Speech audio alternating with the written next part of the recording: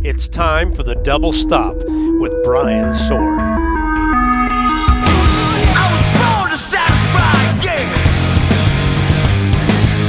Got no game, give me your desires. Welcome to the Double Stop. I'm Brian Sword. This week, I'm changing it up. Instead of a musician or producer, I have a rock website owner. In fact, he's kind of the rock website owner for all things hard rock and melodic rock. It's Andrew McNeice from melodicrock.com. When I look at melodicrock.com, to me it's almost identical to Ain't It Cool News for those movie fans. It was one of the very first websites to cover hard rock, melodic rock. It wasn't always pretty, but it was there from the very beginning. Now there's hundreds of rock sites, but Andrew's still there, plugging away. So I thought, hey, he probably's got a pretty cool story, especially since he does it all from Tasmania. Not exactly a hub for all things hard rock. So for those who want something a little different, this week I have the story of Andrew McNeice, one of the pioneers of rock websites on the internet. I've started every interview with the same question, and I'm not going to change it for you, which is, where are you from and what kind of musical family did you grow up in? Musical family, zero.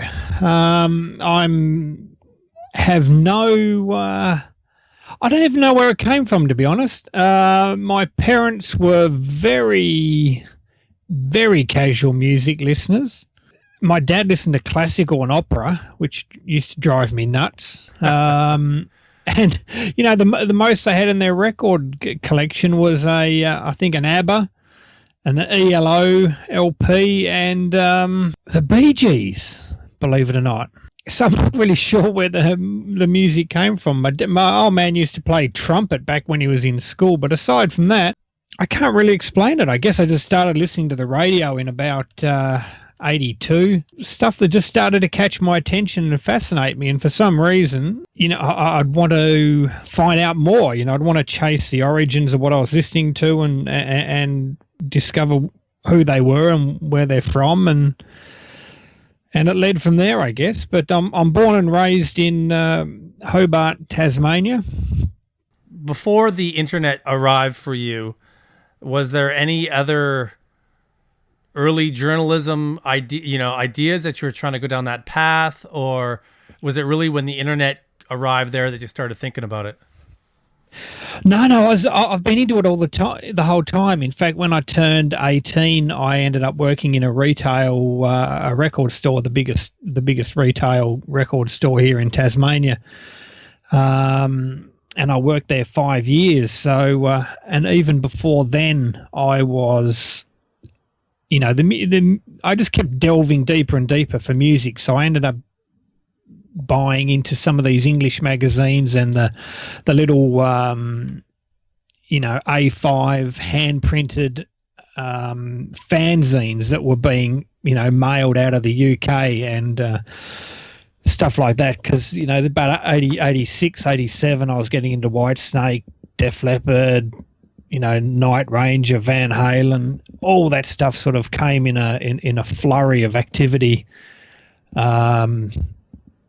You know, at around that time, Toto and Foreigner and the Cars were another early band.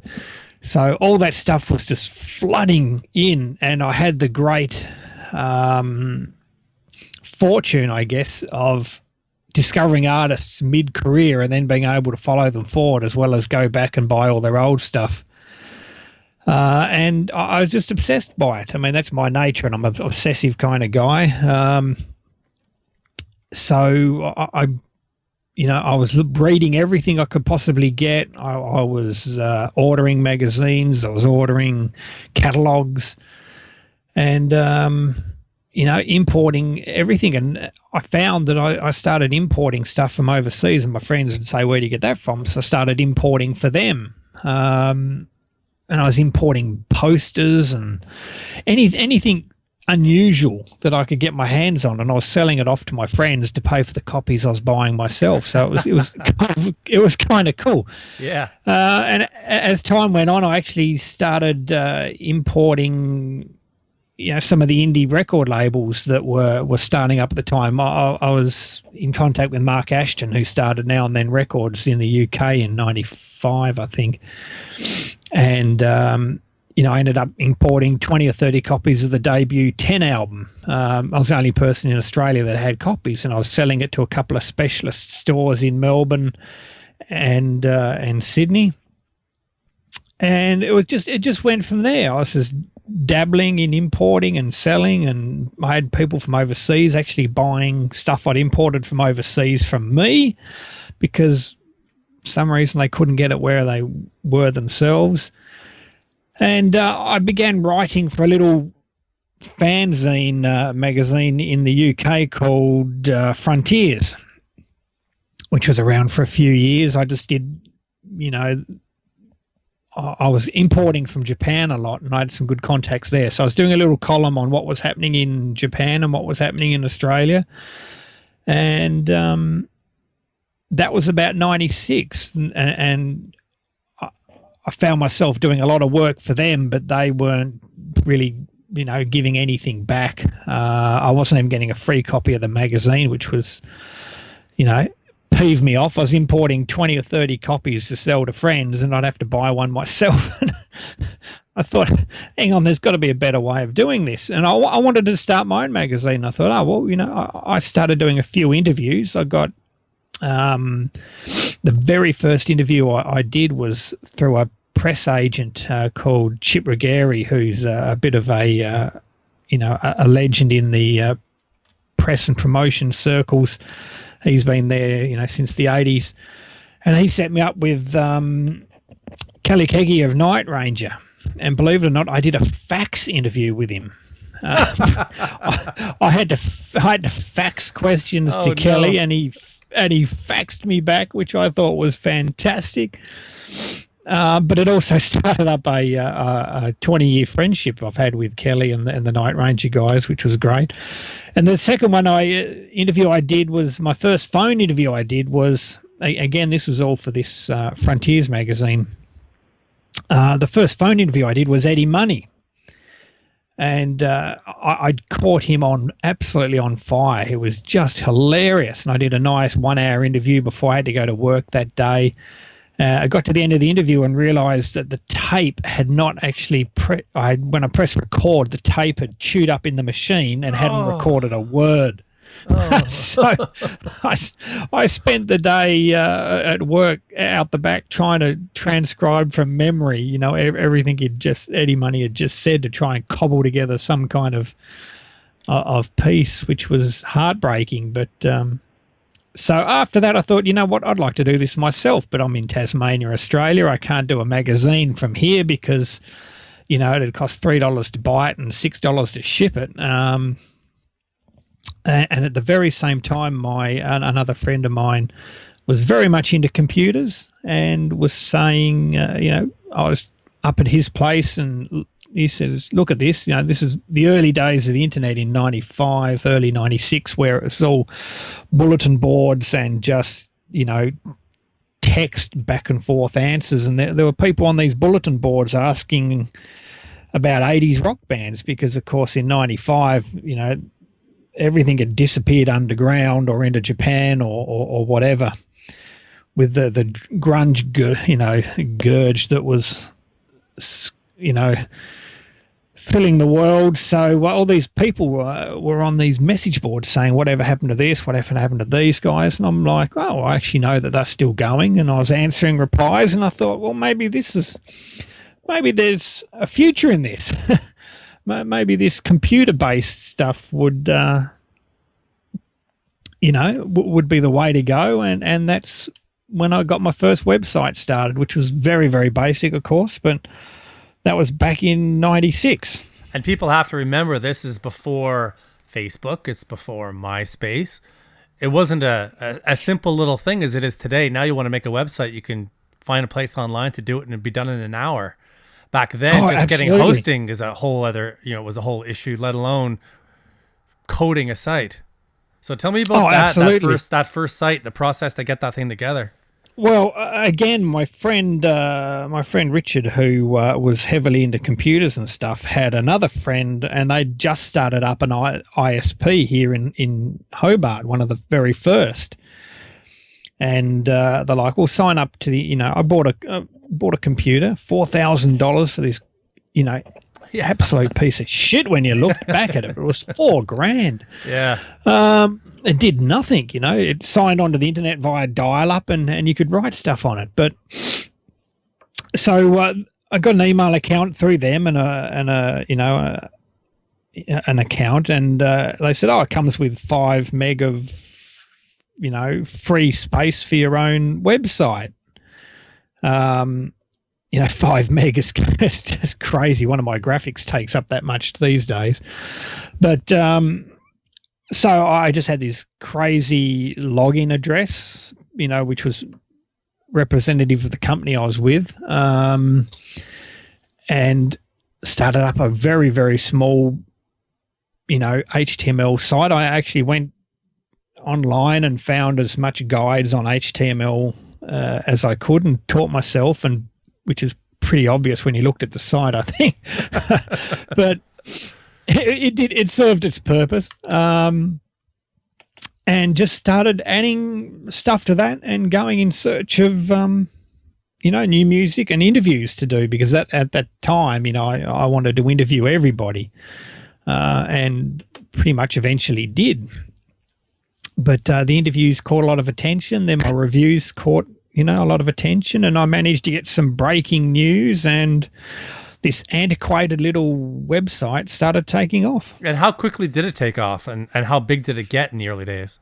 It got pretty big pretty quickly, but it was more out of luck or good timing. Like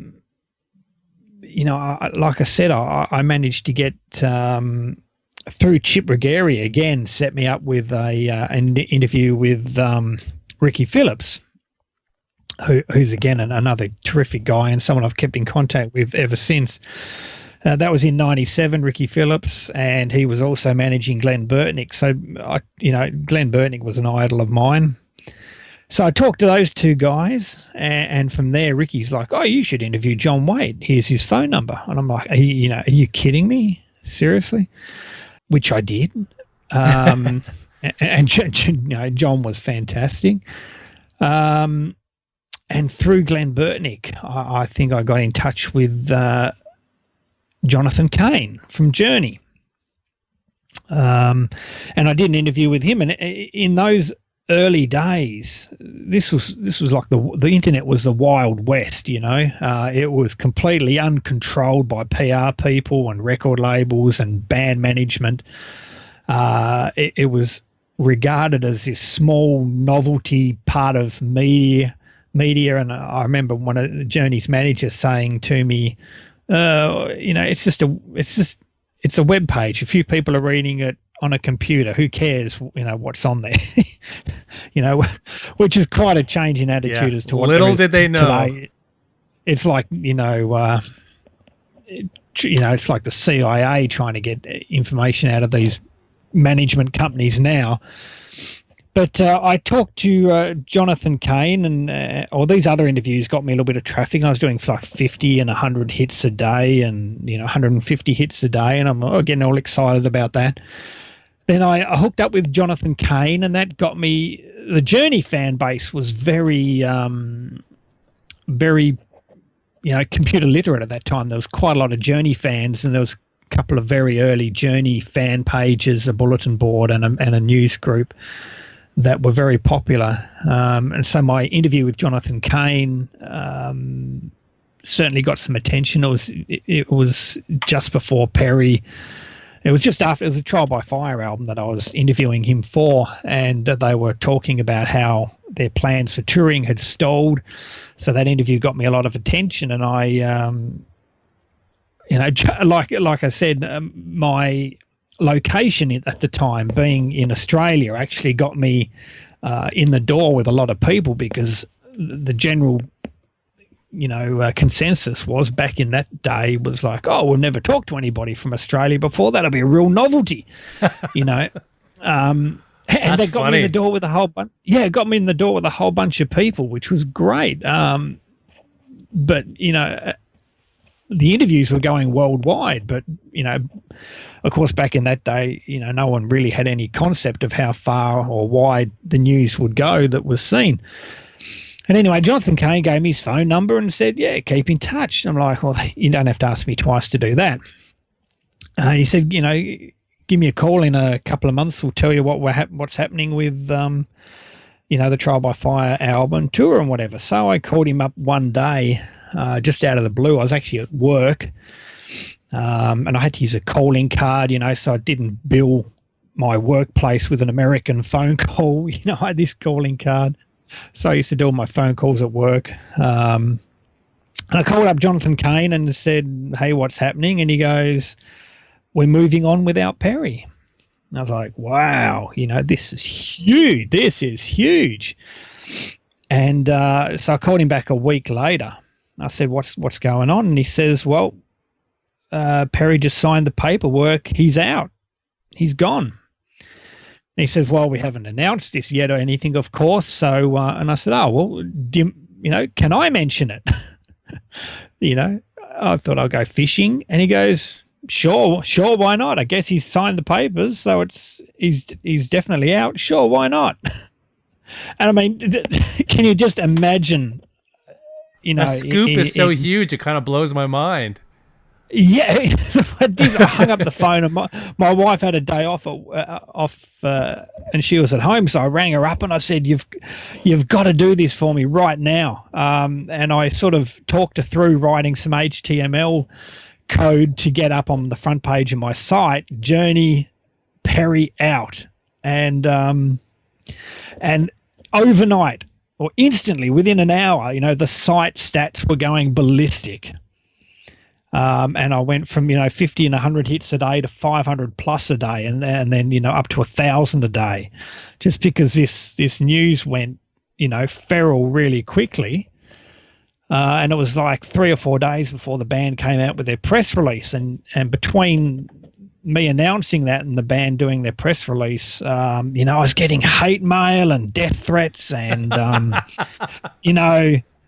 what the F would you know? Who the hell are you? And, you're doing this to, build up interest in your website or to fake. And, it's just hilarious. But I mean, I was reading it all with the knowledge of knowing where the tip had came from and just laughing it off. It was great. And those death threats are going to come down to Tasmania and get you, are they? Oh, yeah, exactly. It's just hilarious stuff. And there was some pretty colourful language for some pretty rabid Journey fans. But, yeah, it put me on the map and opened up a lot of doors, which was thank you, Jonathan Cain. I'm trying to think of when I first started reading that site, but it was pretty early on. And if I recall correctly, it would be like 2 or 3 news updates a week is kind of how it worked. Yeah. Yeah, it was. It was one on a Monday, one on a Wednesday, maybe one on a Friday if I could fit it in, and then my wife would work all day Saturday, and I was Monday to Friday, so Saturday would be my day to sit at the computer and do a bunch of updates and try and type out some reviews or interviews, and that was it. 3 or 4 updates a week, yeah. And I'm trying to think, like at that time, I can't think of any other sites that were covering that style of music with that consistency. I don't think there was. Like, you definitely one of the first, and it's before sites like Metal Sludge and other sites like that kind of also kind of had a big following and were very early on in the game. But there wasn't much else, was there? Yeah, I think Sludge came along in '98, and there was a couple other people doing, not website as such, but news groups or message board or sort of an email newsletter.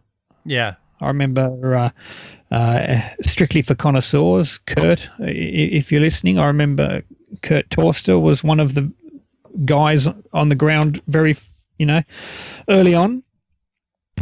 And, these fanzines in the UK were still going. But, the internet wasn't much going on. When you started building and getting more more success with the site. When did it come time to start making the shift to try to make this a career for you? Yeah, that was a gamble, a big gamble. I had some relationships with some record labels because there's quite a few of them forming as well. They were coming out of everywhere at the time because the internet was giving, a way to advertise to the world at little cost. So there was a lot of labels popping up, and I had a relationship with Frontiers and or Now and Then to start with, and then AOI Heaven in Germany was the very first advertiser I got on the site, which was fantastic. George has been with me since 97, which is just a fantastic commitment to supporting me in the scene and stuff. But there's a bunch of other stores that came online and have since come and gone. But I had a bunch of advertisers and I had a bunch of labels, and I thought, well, what else can I do for these labels to try and earn a bit? Because magazines have got full page ads that labels pay a lot of money to, and still pay more than they do to anybody online. And they pay a lot of money to advertise. So I thought, well, how can I do an advertisement? I came up with a CD showcase idea, which was, a bio, a picture, a link, and 1 minute sound bites, because MP3s were only just coming onto the scene. And I was going through a process where I had to use 2 or 3 programs to rip the audio and then, convert it to this MP3 format to upload and feature. But that's how it was. And so it started building, and the hits kept coming, and the demand for more content kept coming. And I got to a point where I was working full-time anyway, and I thought, I'm really working 2 full-time jobs here. My wife was going nuts, going, are you ever going to, spend any time with me? Because I was just on the computer the whole time, because, I'm a music person from, 12 years of age onwards, obsessive music fan. So I didn't want to do anything else. And here in Tasmania, there's really no music industry and no hope of doing it full time unless you're actually a musician, and that I wasn't. So I thought, well, I went to everybody and I said, look, if I double the advertising rates, it wasn't much to start with, but if I double the rates, I'll be able to do daily updates, do things for you in a faster manner, do more for you. And I think every single person I had at the time agreed. And my wife and I, we were like, we're just about to buy a house. So I said, right, well, let's buy a house, and I'll, on the, the income information of my full-time job. Yeah. Get a loan while you can. So we did that, got a loan successfully and a mortgage successfully, and moved into a house, and I immediately quit my job and started working the site full-time. But it went okay. And then, this is before kids and expenses and all that kind of stuff. So I had still had several more years of work full-time to build it up to, where we could afford to have kids or whatever, but it worked for a while. Of course, this is probably before Napster, or shortly after. Even, I guess, the early days of Napster, the CD sales were still spiking, but the music industry hadn't changed yet. No, and in a lot of way, this particular scene I cover, the AOR, the underground, the cult stuff, the melodic rock, is about, 5 or even 8 years behind the mainstream trend anyway, because we're all of the same age where we like physical product, collecting stuff, and buying our collections. So while that other stuff was on the a major increase, on an upswing, the melodic scene and was still going strong, and labels were still doing good business, and CD stores that were selling those titles were still doing business and still advertising. And that went on for several years until about, I guess, 5 years ago when things really just, started dying quickly.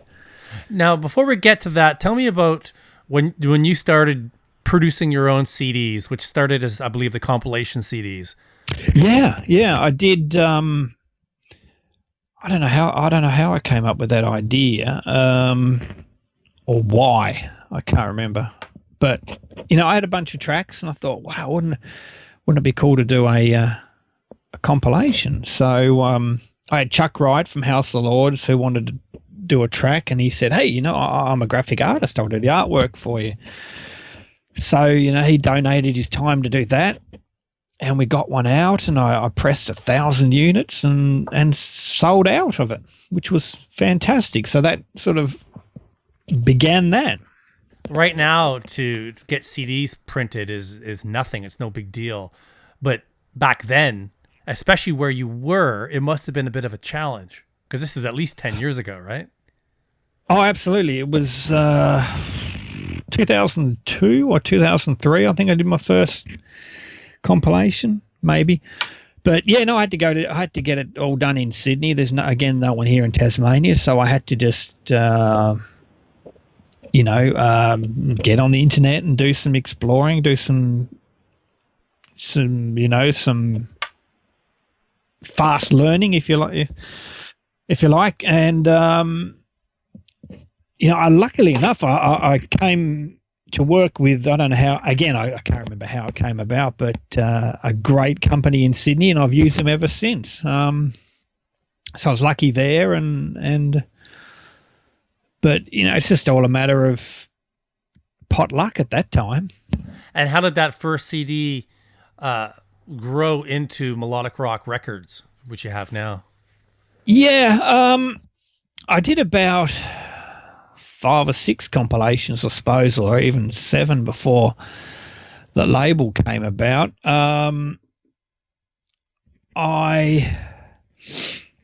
I was talking to someone in the UK at the time who had a couple of bands, and he wanted to do promotion through me, and I was like, yeah, sure, so we'll do that. And that was Andy Bramhall for Angel Milk Records. He'd just formed, there's another one of these labels that just popping out of nowhere because people could.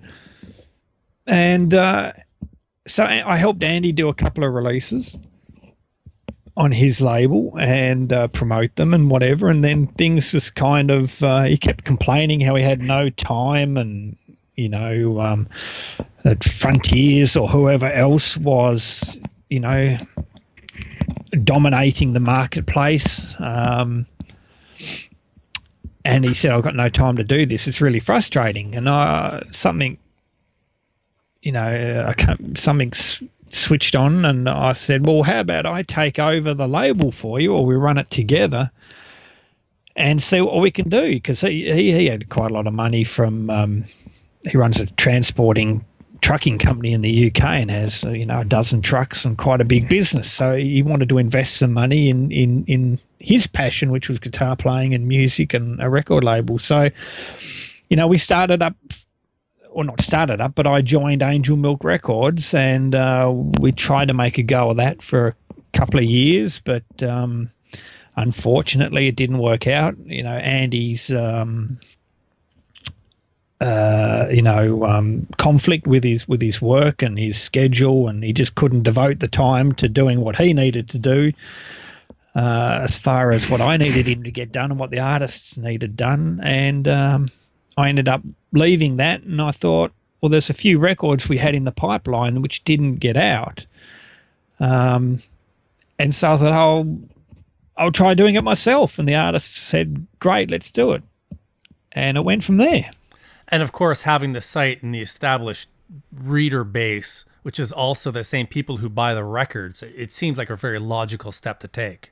Yeah. Look, again, it was another potluck kind of thing to see if it'd work, but I knew I had the reader base to sort of market it to, which was my job with Angel Milk, and it it worked pretty well there. But again, I was pressing here in Australia and having to ship the CDs internationally, which was just killing the, any money I was making on it. There wasn't much to be made, but I believed in the bands that I had on the label. They weren't getting a shot anywhere else. I'm like, I can't believe these aren't on a major label, let alone, my small fry little attempt at a label. But it built from there, and later on, I actually swapped. Or in the last couple of years, I've swapped manufacturing to Cargo in the UK with a partnership with them, so I don't have to manufacture and ship out down here because it's just ridiculous to try and we're in the arse end of the world, so shipping anything from down here is extremely challenging. How much of a difference has that made for you then? Well, unfortunately, it's probably about the same, because at the same time as I've done all that, I mean, everything's taken a dive because of the, internet piracy and the flood of releases and apathy amongst fans and, less people buying, streaming and downloading. So, it saved the label in that I could afford to keep doing it and still can now. And I'm really enjoying that part of things. But it also isn't probably as big as it could have been because, the general downturn anyway. One thing I've noticed about your label is that for the most part, and there are exceptions like the River Dogs, but for the most part, you seem to be pretty focused on new bands. Tell me about what you're looking to do with that. Well, if we don't support, promote, and help new artists, there's not going to be a scene, is there, in 10 years' time? I think we're probably on a terminal trajectory anyway, but if, in the current way it is, but if we don't have any new artists, it's just not going to be any new music because the dinosaurs, the artists, the classic artists from the 80s and 70s or whatever make one album every 5 years if you're lucky. So what are we going to fill our time with in between time, And there's so many good artists out there that, especially in Europe, that just, have their own studios or they all buddy up together and use everybody else's gear and trade favors to get these records made. And they sound $1 million and they, stuff like Degreed and Eclipse and Heat and, the bands like that. There's Fenric Lane on my label. They're just great artists that have huge potential, but, how do you get it into the mainstream? It's just impossible. At least I can be a part of helping them get it released. If it's not released, no one's going to hear it, but at least some people can. Do you really think it's on a terminal track? Or do you think it's just underground and maybe someday people will be interested in guitar solos again? We can only hope. I think the kids of today haven't yet grown up to influence sales and, the media and how things are going. I'm talking about, 5-year-olds to 10-year-olds sort of growing up with their parents like us and like me with my kids playing them good music. And I think the current 15 to 25-year-olds are, just couldn't give a shit, to be honest. Too many other things to do, video games, movies, downloading, internet, games. There's so much to occupy their time. Music is just a second thought, or not even that, third, fourth thought. So, and at the other end of the scale, there's a lot of guys that are getting older and just buying less because they just don't care anymore and they've slipped off the radar. It's only the diehards, the passionate people like you and me and that which are still going to shows, still buying CDs and still, supporting, have a willingness to hear new artists and new music and discover new things. It's a very limited market. So I think as the older bands like, Whitesnake and Van Halen and Def Leppard, as they get older, They're just touring on their hits and not doing as much. And, they won't be replaced. They certainly won't be replaced. The iconic names like Deep Purple and Foreigner and, Led Zeppelin and, Van Halen again, Journey, Night Range are bands that have been there forever. They're not being replaced by the youth in any way, in any meaningful way at least. We know the bands are there, but Journey's is doing 20,000 people a night in the States, still all content to hear the same 12 bloody songs played over and over, year in, year out. And these people, stick on the greatest hit CD on the car on the way home, and yay, great, wonderful. But there's 100 other bands that sound just as good, just as fresh, just as innovative, that'll never get heard by 19,500 of those people. So it's kind of frustrating. It seems that a big event like Monsters of Rock Cruise is a good example. That seems to be doing really well. And you've definitely tried your hand in festivals, which seems, ridiculously ambitious, especially where you're doing it from. So tell me your experience about that, because some years seem to hit really well and some years seem to be a struggle. Oh, yeah. Again, this is Kelly Keagy's fault. I came up to my 10th anniversary in 2007 and business was starting to tank. And I was having to look at new ways to sort of supplement income or to keep things going. And Kelly goes, "Hey, why don't we do celebrate? Why don't we do a benefit show or whatever?" And I thought, well, that's interesting. Where? Like, I can't do one down here because 3 people had come and it had cost, $50,000 to fly any bands in. He goes, "Oh, we'll do it over here. We'll do it over here in America." So, I got off the phone thinking, ridiculous, man. And the next day started planning it. Ended up in a fantastic venue in South Bend, Indiana, and did a great show. Because it was my first to live and learn, and I made some rookie mistakes as far as costs and stuff, but I managed to get, nearly 1,000 people there and break even, which was great. So I came home and took a year off to recover from the trauma of that, and then started planning another one, where I thought, I'll do 2 days, I'll get bigger bands, I'll pay more money and more people will come. But it didn't work like that for some reason. So, I paid the bigger money, got the bigger bands. I had Y&T and I had Danger and, headlining, and I had Winger there and Trickster. And I lost an absolute packet. And I think 500 people came each day, which was, again, the venue looked packed because it was a small compact venue and everyone that was there loved it, and it was a really great positive thing. But, the whole time I knew I was losing significant money that I didn't have to lose.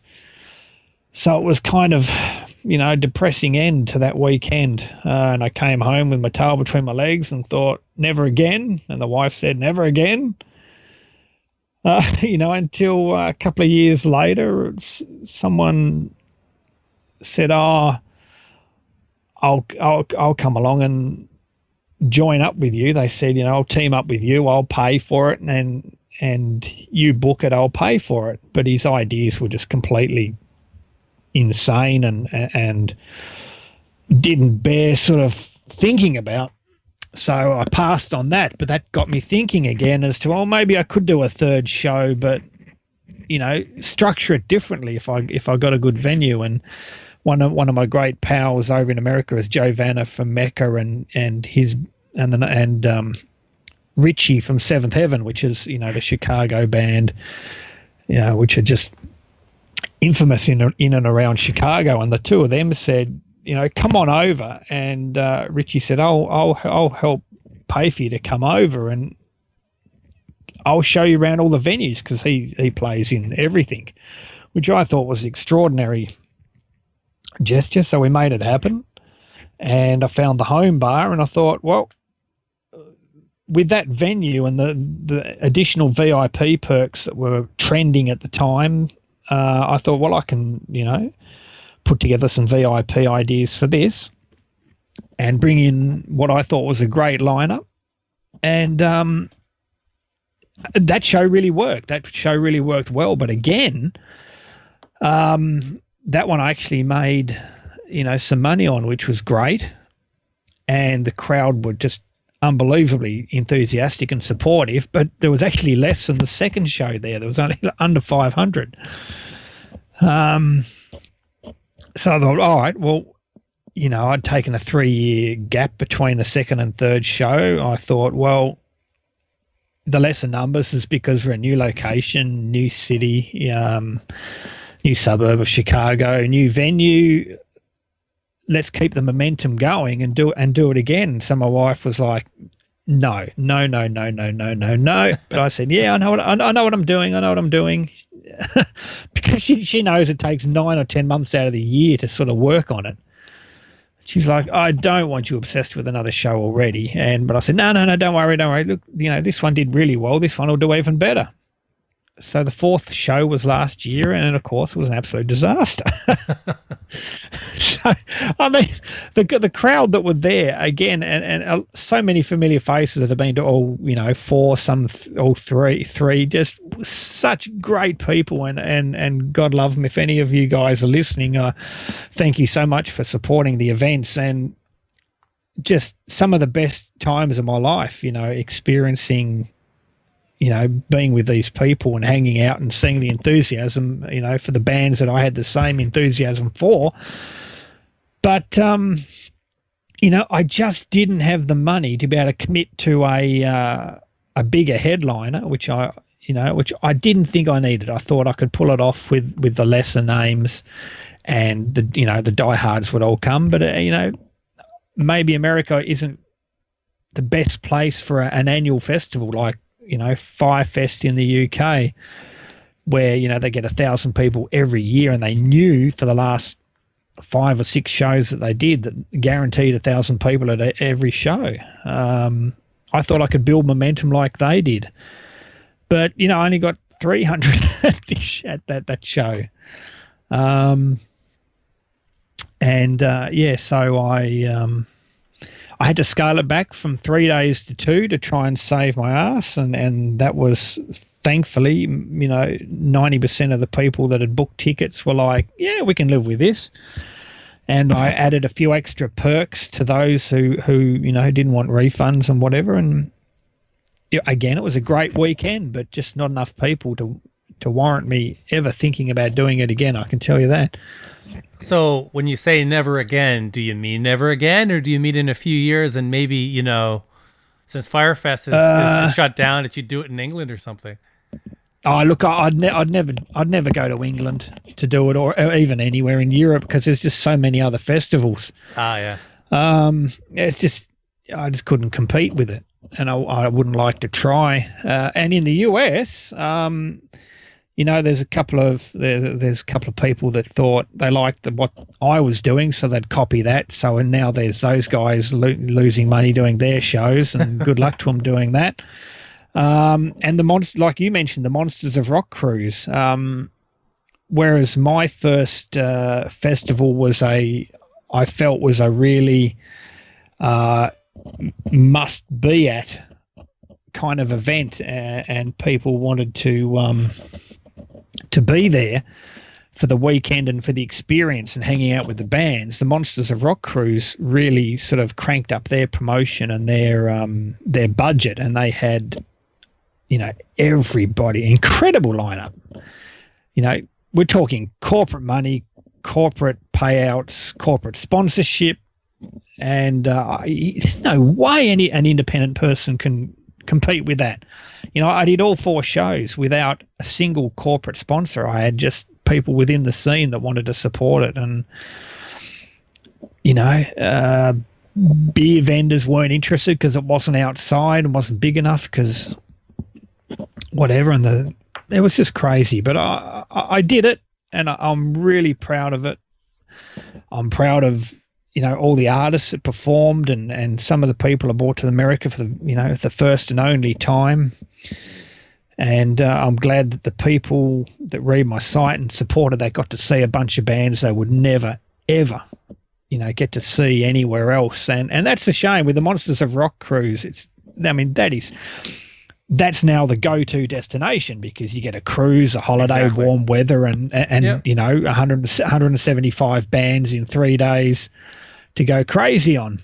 And I can't compete with that. No one can. So, that's great. But actually, I know the guy who runs the cruise, Larry? who's an old Larry, who's a fabulous guy, but he's been too busy to sort of correspond in any great detail the last couple of years because he's, I said, what about combining the idea of what I was doing with my show, because let's face it, most of the bands on my lineup were never heard of outside the cult scene or the people that follow my site.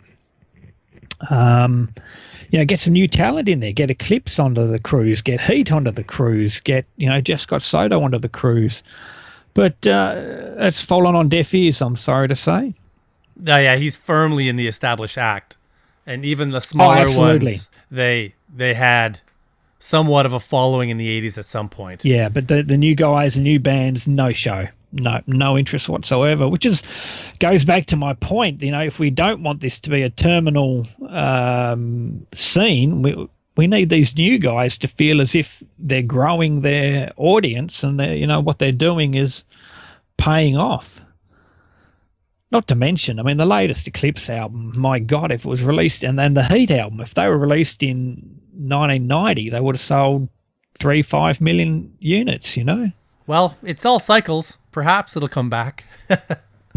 I hope so, and you know what? I'll keep doing it until I can't afford not to, but that day's pretty much here anyway. I just try and put it off for another month, and then a month goes by and I go,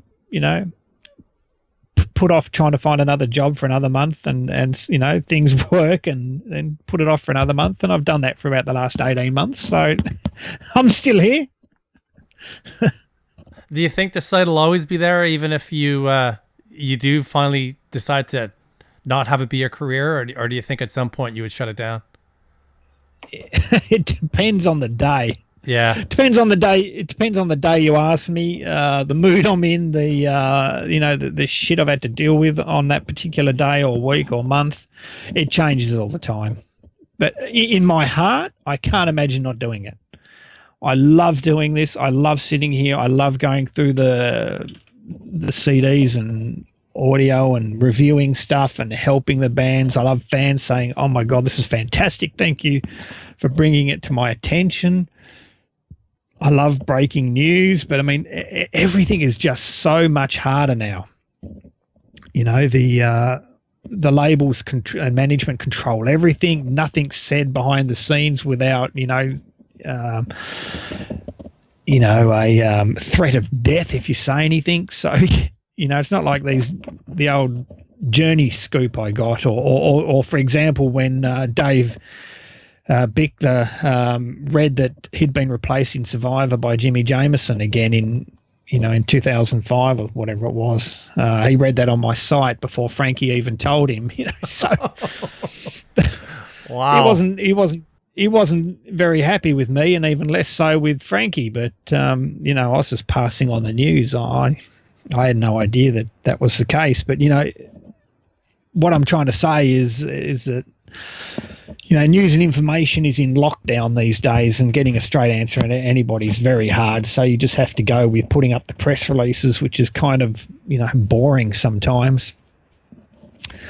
But, it is what it is. It is what it is. I just love, that's why I'm really passionate about the label at the moment, bringing, I've got quite a few things lined up, and because some other labels have gone broke or whatever, there's more options for me to try and help these bands out, or less options for the band. So they come to me and say, can you? And, if it's good, then yeah, I'd love to help. So I'm really passionate about that and bringing new music to people. So That's a very long-winded answer to your question. But, as long as I can afford to be here, I want to be here. Absolutely. I mean, even, there's a lot of bullshit you have to deal with and some truly bipolar individuals out there. But, I still, the music is what brings me back every time. As we come to the finish line here, Spotify, is it good or bad? Any comment I make will be immediately jumped upon by 50% of people saying spot on and 50% of people saying, you're full of shit, it's great. But I think in its current format, streaming is, awful. The positive, easy to get music, easy to get lots of music, cheap for people to get. So it has cut some piracy down, and especially in America. So that's good. Any money invested in music is a good thing. Okay, so Spotify is good there, but the problem is they only pay 0.001 cent per play. So you have to have 10,000 plays to make a couple of bucks. You have to have 100,000 plays to make the cost of a retail CD purchase. And it's just crazy. And these independent bands are never going to have that amount of plays because the fan base is still that small. But having their music on the service, you have to have it on there. So at least it can be discovered, hopefully, and that'll lead to other things. And like I said, some payment is better than these arsehole bloggers that put the albums up on their crappy little blog sites for free download. They're just the scum of the bloody earth, I think. So, Spotify and the streaming services certainly help that. But they need to definitely bring up their payout rates so to match the revenue lost from a CD sale. A CD will go for $10 or $15 and the artist will get 5 or 10 of that these days, because the labels don't take, or a good label such as myself doesn't take much, and the artist gets the majority of the money back. And to clarify that, I would assume that is because artists have their own studios, so it's not like the little labels are paying for the recording costs. So you kind of get a completed CD, right? It's more of a distribution deal then. It is a glorified distribution deal, distribution publicity deal, absolutely. And and the label pays the manufacturing costs, but the cost of making the album, it has very much fallen back squarely on the artist, which is okay, which is good. They're not indebted to any label for an amount of money they're never going to pay back. Yeah, exactly. And the trickiness with music videos in the past as well, when labels would do things to keep artists in debt. Oh, absolutely. Yeah, like a $5,000 video would cost $150,000, and that'd just be added to the artists, in debt with the label. Which is why some of them, never got. That's why Cinderella aren't recording, because they're still in debt to the Sony, and Sony won't let them go. But things like that. So Spotify is good in that regard.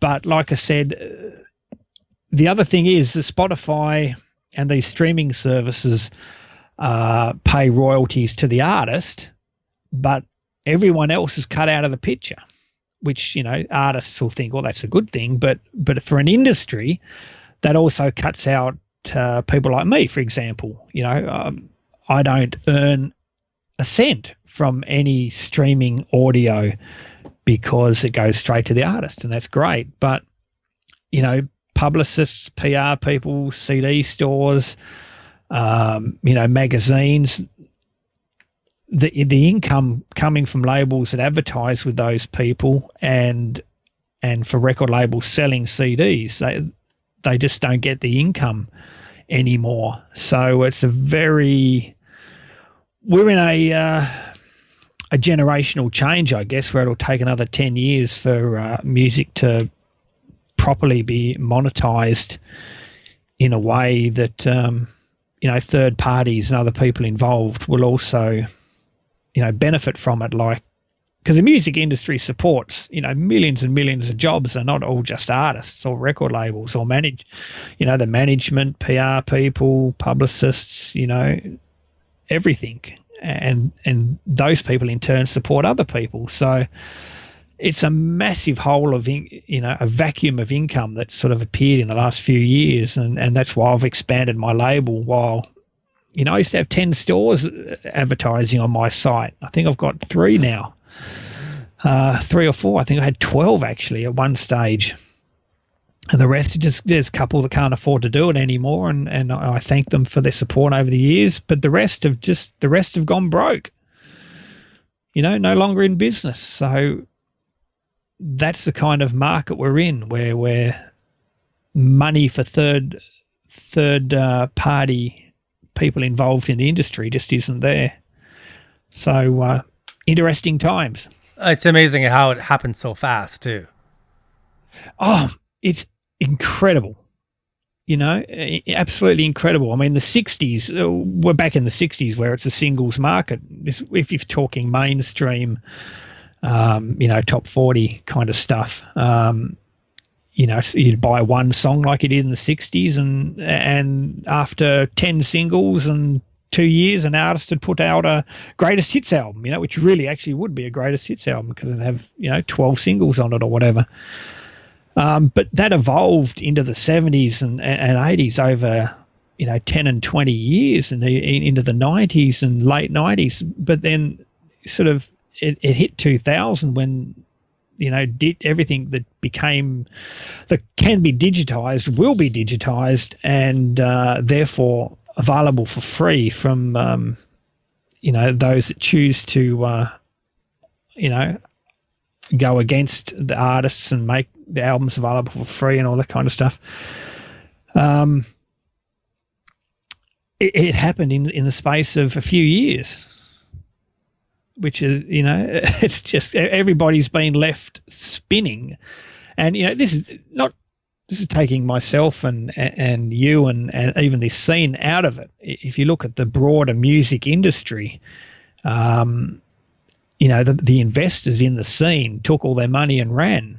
They took it to video games, they took it to DVDs, they took it to movies, they took it to online platforms, because no one knew where the music industry would return their money anymore. And it's going to take a while to figure that out, I think. So we're in a state of flux, I guess, before we see where it's going to end up. But hopefully some of these new bands are going to establish themselves, and the kids will, you see it on YouTube, kids are finding it cool to play instruments again. So just hope that builds.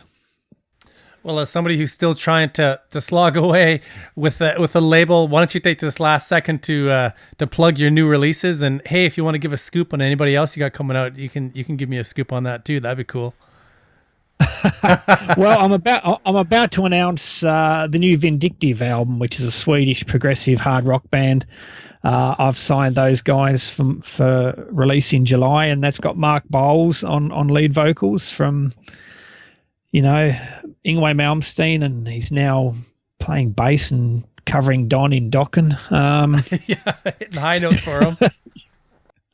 Most notes for him. I shouldn't say that.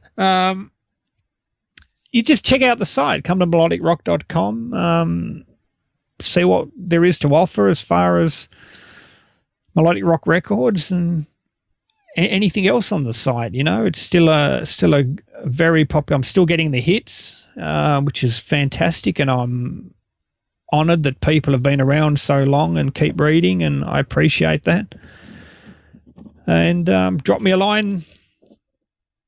If anybody wants to say hi, I'm pretty easy to find. That was Andrew McNeice. I hope you enjoyed it. For the next few weeks, I'm going to go back to musicians for a while, but every so often I'm going to have a website owner or photographer just to change it up. Well, that's it for this week. For those new to the show, the website's at thedoubletop.com. I'm on Facebook and Twitter. Make sure you follow the show.